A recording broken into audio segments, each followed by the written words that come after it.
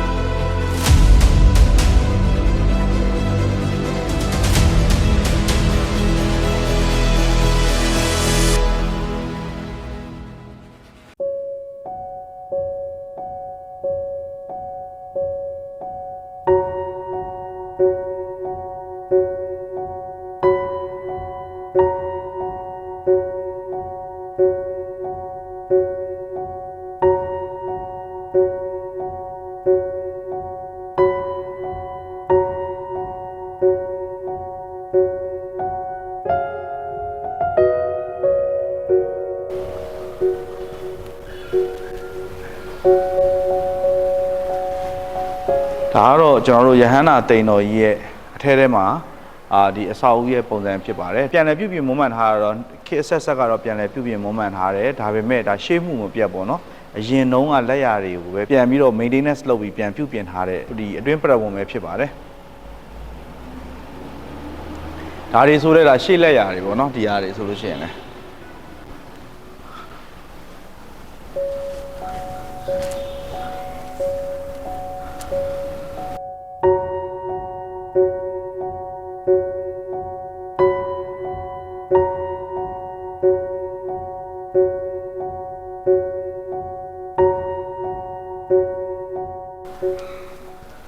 ကျွန်တော်တို့ဒီယဟန္တာတိမ်တော်ကြီးကအဋိဋ္ဌံနေအောင်နဲ့ဆူတောင်းပြည့်တယ်ဆိုပြီးအရန်လဲနာမည်ကြီးတဲ့တိမ်တော်ကြီးပဲဖြစ်ပါတယ်ကျွန်တော်ကိုယ်တိုင်လည်းဒီမှာလာပြီးတော့အမြဲတမ်းအဋိဋ္ဌံဝင်ပြည့်တဲ့တိမ်တော်ကြီးပဲဖြစ်ပါတယ်ဒီယဟန္တာတိမ်တော်ကြီးကထူးခြားချက်ကတော့ယဟန္တာ108ပါးနဲ့တိမ်သမုတ်ထားတဲ့တိမ်တော်ကြီးပဲဖြစ်ပါတယ်ပြီးတော့ဒီယဟန္တာတိမ်တော်ကြီးထဲမှာရှိတဲ့ဆင်းနုတော်တွေကလည်းကျွန်တော်တကယ်ကိုရှေးဟောင်းတမိုင်းဝင်စင်းနုတော်တွေလည်းဖြစ်ပါတယ်ပြီးတော့ဒီမှာဒီရှေးဟောင်းတမိုင်းဝင်စင်းနုတော်တွေအပြင်အခုနောက်ပိုင်းမှာလည်းထပ်ပြီးတော့ပူဇော်ထားတဲ့စင်းနုတော်တွေလည်းရှိပါတယ်အဲ့ဒီမှာလောလောဆယ်ကျွန်တော်ပထမဦးဆုံးကျွန်တော်တော့ဖူးမဲ့စင်းနုတော်တွေတဆူကတော့တကယ်ထူးခြားတဲ့စင်းနုတော်ပေါ့နော်ဒီနှီးနဲ့ရက်ထားတဲ့နှီးပေါ်မှာမှကျွန်တော်ဒီတစ်စီးပုံစံမျိုးတုပ်ပြီးတော့မှအဲ့ပေါ်မှာရွှေချထားတဲ့စင်းနုတော်ကြီးတဆူရှိပါတယ်အဲ့စင်းနုတော်ကြီးကလည်းအရန်ထူးခြားတဲ့စင်းနုတော်ကြီးဖြစ်ပါတယ်ဒီတိမ်မှာလက်ရှိတာဝန်ယူနေတဲ့ဒီမှာရှိတဲ့ဆရာကြီးတွေပြောပြချက်အရာတော့ဒီစင်းနုတော်ကြီးရဲ့ထူးခြားချက်ကလည်းသူ့ရဲ့အလှရှင်ပေါ်မှာရွှေချလို့ရတယ်ဆိုတဲ့စင်းနုတော်ကြီးဖြစ်ပါတယ်အဲ့စင်းနုတော်ကြီးတော့ဖူးအောင်နော်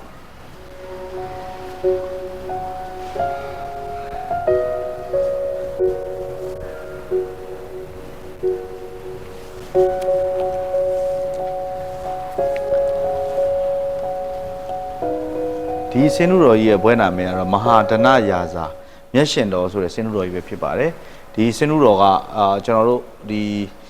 သူ့ရဲ့အလှရှင်မပေါ်မချင်းပေါ့နော်ရွှေချရတာဘယ်လိုမှအဆင်မပြေဘူးပေါ့နော်သူ့ရဲ့တကာပေါ့နော်ဒီဘိန်းမျိုးကနေတကာကြီးသူ့ရဲ့အလှရှင်ပေါ်လာတော့မှရွှေချရတာအဆင်ပြေသွားတယ်ဆိုပြီးတော့လေဒါဒီဖျားကြီးရဲ့ထူးခြားချက်ပေါ့နော်ဒီမှာအောက်မှာကြာပွင့်ပုံစံပေါ့နော်ဒါကဒီယွန်းတယ်နဲ့နှီးနဲ့ရက်ပြီးယွန်းတဲ့ပုံစံမျိုးပေါ့နော်အဲ့ဒါထုလို့ပူဇော်ထားတဲ့စင်းနုတော်ကြီးပဲဖြစ်ပါတယ်ကျွန်တော်တို့ဒီသိင်ကြီးရဲ့အကြောင်းကိုကျွန်တော်တို့အသေးစိတ်လေးတွေပေါ့နော်ပို့ပြီးတိတိကျကျသိရအောင်လို့ဒီသိင်မှာလက်ရှိတာဝန်ယူနေတဲ့ဆရာကြီးတွေနဲ့ကျွန်တော်တို့ဒီသိင်ရဲ့အကြောင်းလေးကိုမေးကြည့်မှာဖြစ်ပါတယ်ဆရာမင်္ဂလာပါဆရာမင်္ဂလာပါဟုတ်ဆရာကျွန်တော်တို့ဒီ Facebook တွေကျွန်တော်တို့ဒီစာအုပ်တွေထဲမှာဒီသိင်ရဲ့အကြောင်းတွေတော့ကျွန်တော်တို့ဖတ်ကြည့်ထားရတယ်လည်းရှိပါတယ်ဟုတ်ကဲ့ဒါပေမဲ့ကျွန်တော်တို့အနေနဲ့ပို့ပြီးတော့တိတိကျကျသိရအောင်ဆရာတို့ကလက်ရှိဒီသိင်မှာလည်းထိမ့်သိမ်းဆောက်ရှောက်နေတဲ့အဖွဲ့အဆိုတော့သိရတော့လေဆရာတို့ဆိုရင်ပို့ပြီးတော့သိကြမလားလို့ဆရာတို့စီကလည်းဒီတမိုင်းကြောင်းလေးသိကျင်လို့ပါဆရာဟုတ်ကဲ့ပါကျွန်တော်ကတော့လက်ရှိယဟန္တာမဟာတိန်တော်ကြီးကိုဟုတ်ကဲ့ထိမ့်သိမ်းဆောက်ရှောက်နေတဲ့အဖွဲ့ကဟုတ်ကဲ့ကျွန်တော်နာမည်ဦးမောင်ချုံပါဟုတ်ကဲ့ပါဆရာဟုတ်ကျွန်တော်လေးလာထားတော့လေးလာထားတော့ပါလေဟုတ်ကဲ့ကျွန်တော်လည်းဆွေးနွေးပေးပါမယ်ဟုတ်ကဲ့ပါဆရာဒီယဟန္တာမဟာတိန်တော်ကြီးကဟုတ်သူကရွှေရုံဘုရားတိဆောက်ပြီးတော့3နှစ်ကြာပေါ့ဟုတ်ကဲ့ဆရာရွှေရုံဘုရားကတက္ကရာ103ခုနှစ်မှာတိဆောက်ပါတယ်ကျွန်တော်တို့ဒီယဟန္တာမဟာတိန်တော်ကြီးက106ခုနှစ်3နှစ်ကြာပေါ့ဟုတ်ကဲ့3နှစ်ကြာပါတော့တိဆောက်ပါတယ်ဟုတ်ကဲ့တိဆောက်ပြီးတော့ကျွန်တော်တို့ဒီယဟန္တာတွေကနေပြီးတော့တိမ်သမုတ်ခဲ့တဲ့အတွက်ကြောင့်မလို့ဟုတ်ကဲ့ဒီနေ့အထိကိုပဲယဟန္တာမဟာတိန်တော်ကြီးဆိုပြီးတော့နာမည်တွေ့နေတာပါဟုတ်ကဲ့အဲယဟန္တာလက်ရှိကျွန်တော်တို့ဒီတိန်တော်ကြီးအခုလိုမြင်ရအောင်လို့ပေါ့လေအဆက်ဆက်ပြုပြင်ထိန်းသိမ်းစောက်ရှောက်လာတာရှိပါတယ်ဟုတ်ကဲ့ပါကျွန်တော်ပို့ပြီးသိကြအောင်ပေါ့လေဟုတ်ကဲ့ကျွန်တော်ခုနှစ်လေးနေတော့နည်းနည်းရှင်းပြပါဟုတ်ကဲ့တော့တက္ကရာ930ခုနှစ်မှာပေါ့ဟုတ်ကဲ့စင်ပြူရှင်ဗညာဦးမင်းဟုတ်ကဲ့ပါဆရာနောက်တက္ကရာ823ခုနှစ်မှာတော့ရှင်ကျော်ဘူးမင်းသမီးရဲ့တမက်တော်ဓမေဇေဒီမင်းဟုတ်ကဲ့နောက်တက္ကရာ1203ခုနှစ်မှာရွှေဘုံမင်းရွှေဘုံမင်းဟုတ်နောက်တက္ကရာ1290မှာလေဒီဦးစရီလဆရာတော်ကြီးနဲ့သူ့ရဲ့ဓာရိကတကယ်အမားတွေပေါ့နော်နောက်အစင်ပြင်လာအစင်ပေါ့နောက်ပိုင်းကျွန်တော်တို့ဒီခရစ်တက္ကရာ1990ပြည့်နှစ်မှာကြာတော့ကျွန်တော်တို့ဒီနိုင်ငံတော်ညီညွတ်ပြည်ပြမှုတိဆောက်ရေးအဖွဲ့ဟုတ်ကဲ့အဲ့အဖွဲ့ရတဲ့ခါဒီတင်ကြီးကိုပြန်ပြီးတော့မွမ်းမံပြင်ဆင်ပါတယ်အဲ့ဒီရတဲ့နောက်ပိုင်းမှာကျွန်တော်ဒီနေ့အထိပေါ့အခုလိုတင်ကြီးကိုပြုပြင်လာတာအဆက်ပါပဲဒီနေ့ထိလည်းကျွန်တော်ထိမ့်သိမ်းပြုပြင်စောက်ရှောက်လည်းရှိပါတယ်ဟုတ်ဆရာဆိုလို့ရှိရင်ဒီတင်ကြီးကကျွန်တော်တို့ဒါဆိုလို့ရှိရင်ဖျားတက်ရှိထင်ရှားရှိစဉ်ခါတဲ့ကဟုတ်ပါတယ်ခင်ဗျာဟုတ်ပါတယ်ကျွန်တော်ကရွှေရုံဘုရားကြီးက103ခုနှစ်ဒီတင်ကြီးက106ခုနှစ်ဆိုတော့ကျွန်တော်တို့ရဲ့မြတ်စွာဘုရားတက်တော်ရှိစဉ်ကာလာထဲကဒီတင်ကြီးကရှိခဲ့တာပါတကယ်ဒါဆရာတို့တွေတကယ်တေချာထိမ့်သိမ်းလို့လဲတကယ်တင်ကြီးကလည်းရှေးမှုမပြတ်ပေါ့နော်ဒါဟိုအစင်ထိမ့်သိမ်းလာတော့တကယ်အခုလက်ရှိအထိကိုရှေးဟောင်းဒီအဆောက်အဦကြီးနဲ့ဒီပရဝုံကြီးပုံစံအခုထိကိုပေါ်လွင်နေတယ်ပေါ့နော်ဟုတ်ပါတယ်ခင်ဗျအဲ့ဒါထိမ့်သိမ်းဆောက်ရှောက်သူရဲ့နောက်ပြီးတော့ကျွန်တော်တို့ဒီအလူတကာမတွေရဲ့စုပေါင်းအားကြောင့်ပေါ့ကျွန်တော်ဒီအငွေနေကြီးကိုဒီနေ့လို့ပေါ့နော်ဒါဟိုမပြတ်မရွေးမဲနဲ့ဆက်လက်ထိမ့်သိမ်းဆောက်ရှောက်လာတဲ့အနေအထားမျိုးတွေ့ရမှာပါဟုတ်ကဲ့ဆရာပြီးတော့ကျွန်တော်တို့ဒီအနောက်မှာကျွန်တော်တို့စင်းနုတော်အကြီး3စုရှိပါတယ်ဟုတ်ကဲ့အဲ့ဒီစင်းနုတော်အကြီး3စုကလည်းဒါဒီဟိုးရှေးဟောင်းတွေကရှိခဲ့တဲ့စင်းနုတော်ကြီးနဲ့တူတယ်နော်ဆရာကျွန်တော်လေးလာထောင်မှတ်ထားသလောက်ဟုတ်အဲ့ဒီအနောက်မှာပူးတွေ့ရတဲ့ဒီစင်းနုတော်ကြီး3စုပါဆိုလို့ရှိရင်တက္ကရာ236ခုနှစ်မှာတည်ထားတယ်လို့ကျွန်တော်တို့မှတ်ရနော်ဟုတ်အဲ့ဒီနောက်ကအဲ့ဒီဘုရားထိုင်တော်မူလုပ်ပွားတော်ကြီး3စုမှာလည်းသူ့ရဲ့ဘွဲတော်တွေရှိပါတယ်ဟုတ်ကဲ့ဆရာဟုတ်ဆရာဒီဖရားတွေကအကုန်လုံးကဒါဟိုရှေးဟောင်းနေရောအခုနောက်မှအလှရှင်တွေလာလှူတဲ့ဖရားတွေရောအစုံပဲပေါ့ဟုတ်ပါတယ်ခင်ဗျဟုတ်အရင်ကျွန်တော်တို့ဒီရှေးဟောင်းဖရားတွေပါတယ်လို့ပဲဟုတ်နောက်ပိုင်းကာလများမှာအလှရှင်အရိကတက္ကမတွေကနေပြီးတော့မှဟုတ်သူတို့ထူးစစ်ပြီးတော့မှလာရောက်ပြီးတော့ယ ရုပ်ပွားတွေကိုလာလူထားတာရှိပါတယ် ဟုတ်လားရှိ ကျွန် ပါ တော်အကုန်လုံးတော့ဟိုရောနေတာပေါ့ရှေးအောင်သမိုင်းဝင်တွေရောနောက်ပိုင်းကာလာများမှာလာပြီးတော့လူတန်းထားတဲ့ရုပ်ပွားတွေရောအဲ့လိုရောနေပါတယ် ဟုတ်ကျွန်တော်ဒီဟိုလာတဲ့အချိန်တော့2014-15လောက်တော့ရောက်ဖို့တော့ဒီမှာလက်ရှိအရင်တော့ဒီမှာတာဝန်ထမ်းဆောင်ရတဲ့ဒီဆရာကြီးတွေပေါ့ဒီထိန်းသိမ်းဆောင်ကြပါဆရာကြီးတွေပြောတာဒီဖရားပေါ့နော်ဒီဖရားကြီးကအရင်တော့ဒီဖရားအဲ့လိုမျိုးပေါ့ရွှေတွေလဲကွာပြီးဒီနှီးနဲ့ရက်ထားတာပေါ့နော်ဒီပလင်တွေရောဟိုဟာဒီတစ္ဆေးစရိုးနဲ့ဒီကိုလုံးတော်တွေကိုဟိုဟာပေါ့လှုပ်ထားတဲ့ဖရားရွှေတွေလည်းမရှိတော့ဒီယူဖရားကိုလာပြီးတော့စွန့်ထားတဲ့ပုံစံမျိုးရောက်လာတယ်ပေါ့နော်ဟုတ်ကဲ့ရောက်လာတဲ့အချိန်မှာတဲ့ဖရားကြီးကိုဒီကနေရွှေချဖို့အတွက်စီစဉ်ကြတာဟုတ်ကဲ့မအောင်မြင်လို့ပြောတ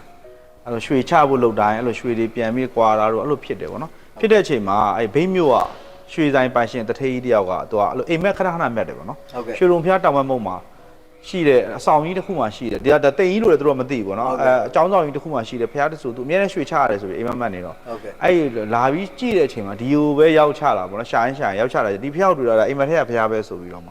သူလှူမယ်ဆိုပြီးသူရွှေချတော့မှအခုလက်ရှိဖူးတွေ့ရတဲ့ဒီရွှေတင်ငန်းနဲ့ဖူးတွေ့ရတဲ့ဒီဖျားဆိုပြီးတော့ပေါ့နော်သူတို့ကျွန်တော်တို့ပြောပြအဲ့တော့ဒါမဟာဒနရာဇဟုတ်ဒီမှာတော့ဟုတ်ကဲ့ပါကျွန်တော်ဒီယဟန္တာမဟာတင်တော်ကြီးဝင်းနေမှာဆိုရင်ဒီမဟာဒနရာဇဘုရားအမတန်မှဆူတောင်းပြည့်တယ်ဆိုပြီးတော့ဟိုနာမည်ကြီးနေတဲ့ဘုရားကြီးတဆူပေါ့ဘုရားတဆူပေါ့မတန်မှလည်းလာပြီးတော့ဟိုဆူတောင်းကြတယ်များပါတယ်ဟုတ်ကဲ့ဟုတ်ဒီတော်ကြီးပါလေဟုတ်အဲ့တော့အဲ့ဆရာကြီးပြောတာတော့သူ့ရဲ့အတကပေါ့နော်မလာမချင်းစောင့်နေတဲ့ပုံစံမျိုးတဲ့သူကလို့ဖြစ်ထူးတော့ထူးကြပါလေဆရာဟုတ်ကဲ့ကျွန်တော်တို့ဒီဘက်တွေမှာဆိုလို့ရှိရင်လည်းဒီစင်းနုတော်တွေဆိုလို့ရှိရင်လည်းဟိုဆရာနှစ်ပေါင်းတော့နဲကျွန်တော်တို့ဒီအထင်ရတော့မနှဲမယ်မထင်ဘူးဆရာဒီစင်းနုတွေဆိုလို့ရှိရင်လည်းဟိုအနောက်ကစင်းနုတော်အကြီး၃စုဆိုလို့ရှိရင်လည်းနှစ်ပေါင်းတော်တော်ကြာလောက်ပြီနေဟုတ်ပါပြီအဲ့ဒီနောက်ကထိုင်တော်မူရုပ်ပွားတော်၃စုပါဆိုရင်ဟိုနှစ်ပေါင်းထောင်ကျော်ပြီပေါ့ထောင်ကျော်လောက်ရှိနော်ဟုတ်ကဲ့နှစ်ပေါင်းထောင်ကျော်ကျန်တဲ့စင်းနုတော်တွေကတော့အခုလက်ရှိမှလာလှူတဲ့အလှူရှင်တွေရောဒါနှစ်ပေါင်း100 200လောက်ကရှိတဲ့ဟုတ်ကဲ့လွန်ခဲ့တဲ့နှစ်ပေါင်းများစွာကဟုတ်စင်းနုတော်တွေရောခုနောက်ပိုင်းကာလများမှာတော့လှူထမ်းထားတဲ့စင်းနုတော်တွေရောဟုတ်တော်တော့ညာတကယ်လဲဟိုဘယ်လိုခေါ်မလဲဒီတဲကိုရောက်သွားရင်ဆရ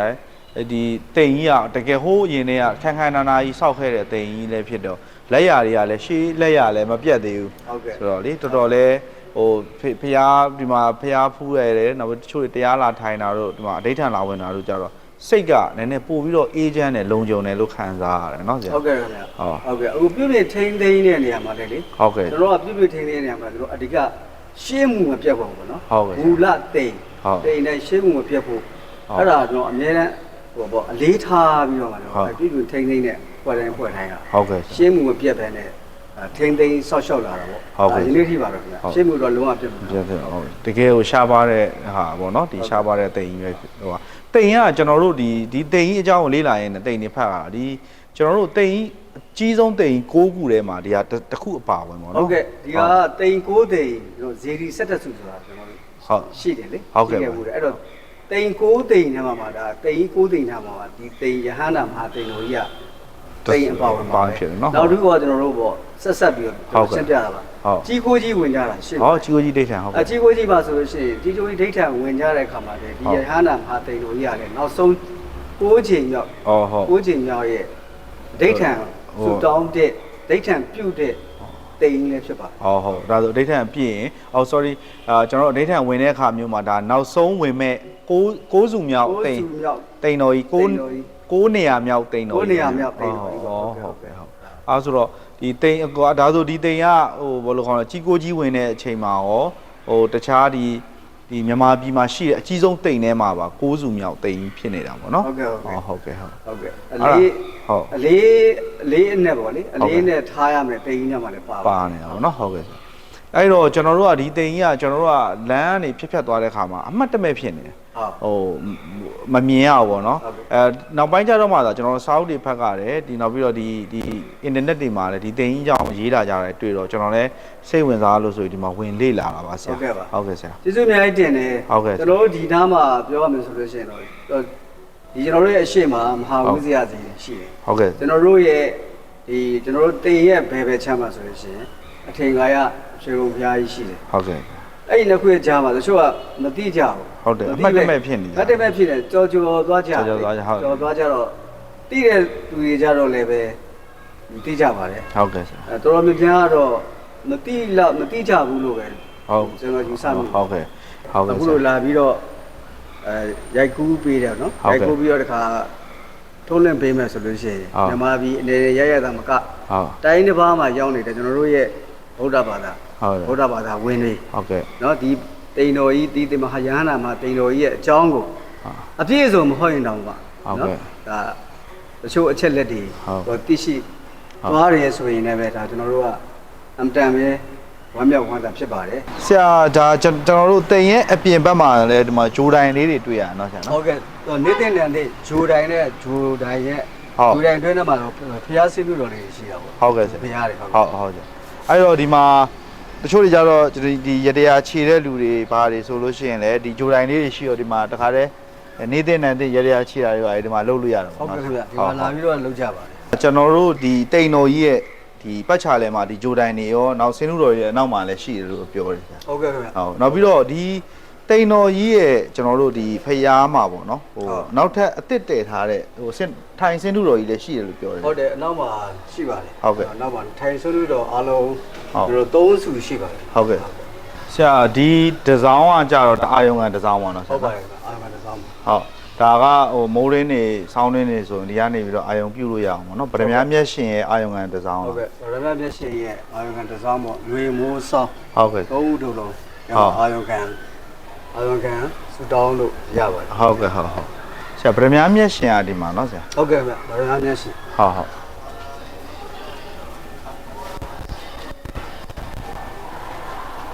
ဆရာဒီဗဒမြမျက်ရှင်ကဟိုတိတ်တော့မကြတော့သေးတော့သူက2020တဲ့ဒီမှာတော့ ဟုတ် ရေး တယ် ထား 2020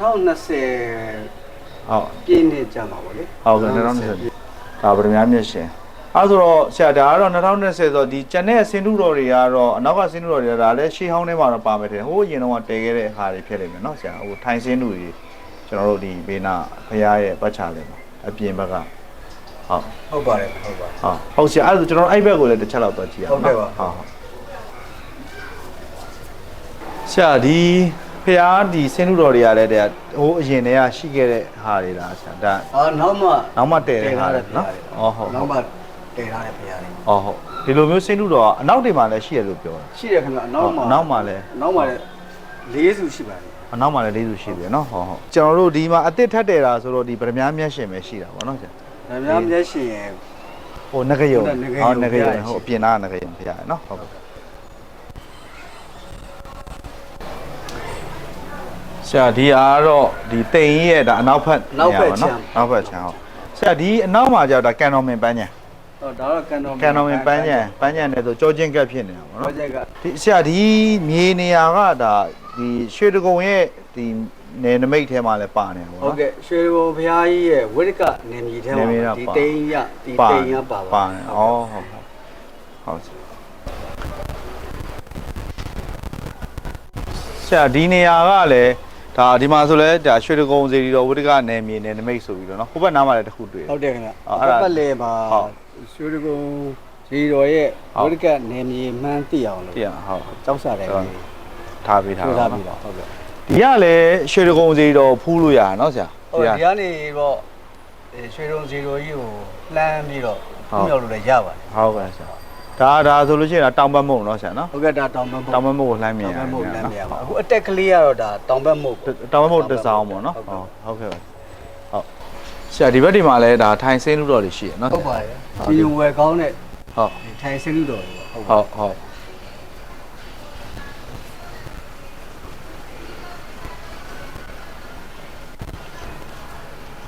ဆိုရဟန္တာတိန်တော်ကြီးဝင်းအတွင်းမှာ ဟုတ် ကျွန်တော်ထူးခြားလိုက်တစ်ခုရှိပါတယ်အဲထူးခြားလေးကျွန်တော်တစ်ခုလိုက်ပြပေးပါ ဟုတ်ကဲ့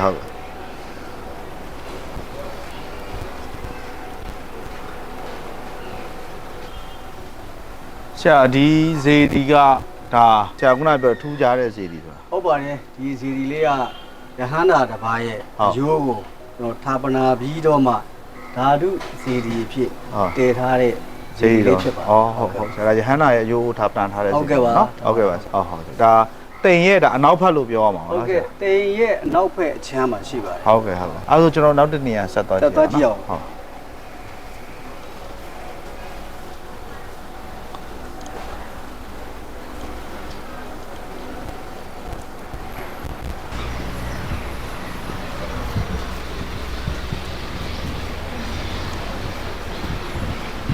ဆရာဒီကြောက်စာတွေကဒါယဟန္တာတိန်တော်ကြီးရဲ့ဒါအထုပ်ပတ်တိအကျဉ်းပေါ့ဒီမှာရေးထားတာပေါ့ဟုတ်ကဲ့ဒီမှာယဟန္တာတိန်တော်ကြီးရဲ့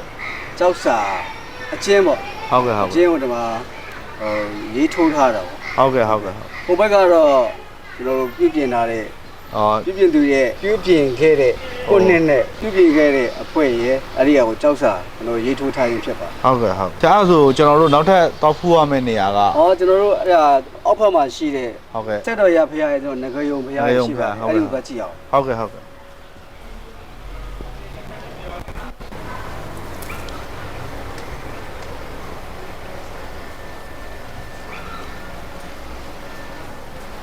ဒါငကယုံဖရာဟုတ်ကဲ့ငကယုံဗမာမျက်ရှင်ဖရာပေါ့ဟောဗမာမျက်ရှင်ကိုငကယုံဖရာမှာပြန်တင်ထားတာနော်ဟုတ်ဗမာမျက်ရှင်ဆိုတာတော့ရုပ်ပွားတော်ပေါ့ဟုတ်ကဲ့ရှေရုံဖရာကြီးမှာရှိတဲ့မူလဗမာမျက်ရှင်ဖရာရဲ့ရုပ်ပွားတော်ကျေးဇူးလူတော်ပေါ့တောင်းလို့ပူဇော်ပြီးတော့မှငကယုံမှာအဖြစ်ငကယုံဖရာအဖြစ်တင်ထားတာဟုတ်ဒီမှာရေးထားတဲ့ခုနှစ်က2018ကမှတည်ထားတယ်2018ကမှကြားရပါဟုတ်ကဲ့ပါဟုတ်ဒီငကယုံဖရာကြီးနဲ့အတူတူတည်တဲ့စက်တော်ရာအဲ့ဒါတို့ရှင်းနားမှာရှိပါတယ်ဟုတ်ပါရခြေတော်ရာပါရခြေတော်ရာအဲ့ဒါကိုသွားဖုတ်လိုက်ကြအောင်ဟုတ်ကဲ့ဟုတ်ကဲ့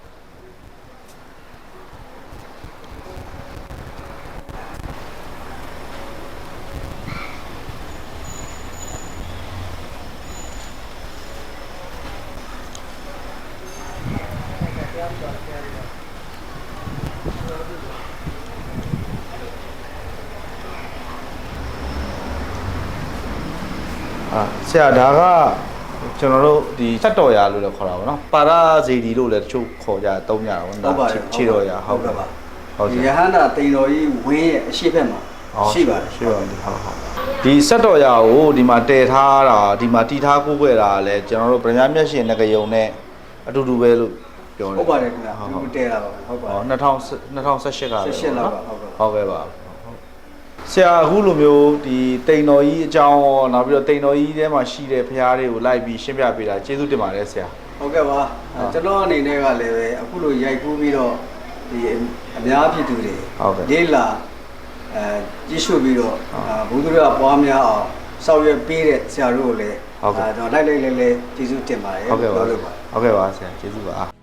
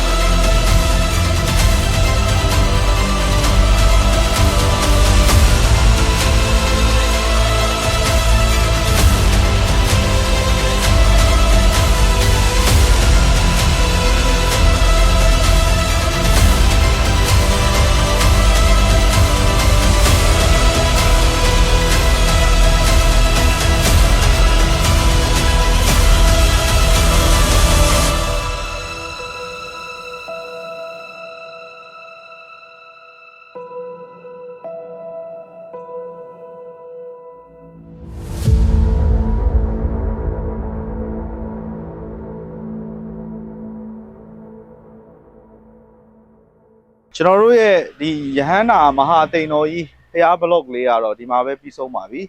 ကျွန်တော်တို့နောက်ထပ်ဖရားဘလော့တွေကိုဆက်လက်တင်ဆက်ပေးမှာဖြစ်တဲ့အတွက်ကြောင့်ကျွန်တော်တို့ရဲ့ YouTube channel လေးကို subscribe လုပ်ပေးကြပါအောင်လို့ပြောရင်းနဲ့ကျွန်တော်တို့နောက်ထပ် vlog မှာဆက်လက်ဆောင်ပေးကြမယ်နော်